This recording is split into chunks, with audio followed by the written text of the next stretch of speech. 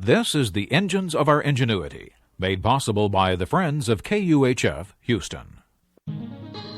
Today we try to fly on a bee's wings. The University of Houston's College of Engineering presents this series about the machines that make our civilization run and the people whose ingenuity created them. In other episodes, we look at how crude the wheel is in comparison with walking, or how elementary the airplane is compared to the flight of birds. We've yet to create a two-legged walking machine, flapping wing flight, or a fin-driven submarine. The motion of living things is too complex. The helicopter is as close as we've come to the flight of birds, and it was so complex we didn't figure it out until 36 years after the airplane. Now insect paleontologist Robin Wooten talks about insect flight. As a student, he first studied patterns of fossil insect wings etched into stone hundreds of millions of years old. He knew their beauty reflected a complex functionality, so he set out to understand the mechanics of insect flight. There's a temptation to think that flying insects were only a primitive step on the way to birds. That error comes from the ladder of creation thinking which so misleads us about evolution. We want evolution to be a process that culminated in our creation. But if we're willing to see ourselves only as a recent splinter in the evolutionary process, then insect flight makes better sense. Insects have been around far longer than we have. They're still here, and they're far more numerous. Evolution has worked out a lot of kinks in that time.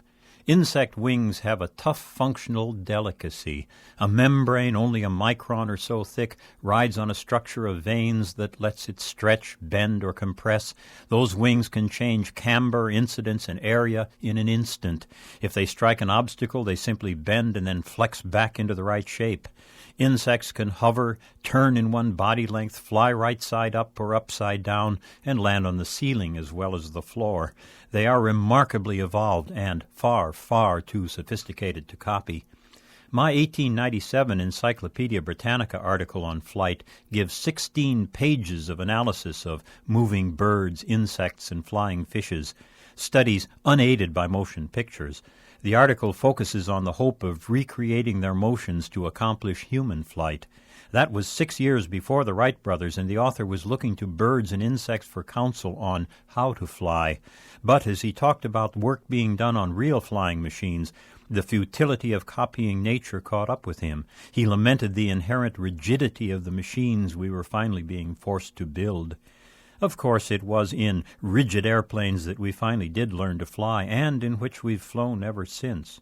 Now Wooten goes back to study insects in flight with modern tools. He gives us a lovely article, but it takes on a darker meaning after we open that old encyclopedia, for suddenly we see that he only reinforces the futility of that century-old dream of imitating nature. I'm John Lienhardt at the University of Houston, where we are interested in the way inventive minds work.